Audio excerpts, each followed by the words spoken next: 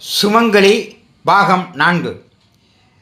உடனே முனிவர் அதாவது வசிஷ்டர் சொன்ன மாதிரி அந்த பெண் அந்த கோயிலுக்கு சென்றால், அங்கே அசுரனுக்கே அருளிய அந்த இறைவன் உனக்கு நிச்சயம் உதவான் என்றும் வசிஷ்டர் சொன்னார்.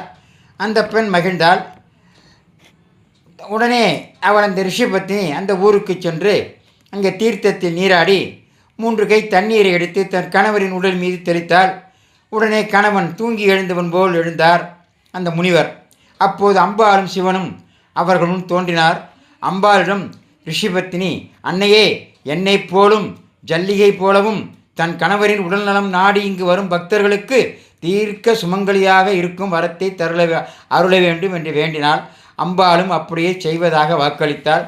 தாங்கள் சிவபார்வதி தரிசனம் கண்டதால் அவர்கள் இன்னும் புண்ணியம் அடைந்தார்கள். இந்த ஊர் எங்கிருக்கிறது என்பதை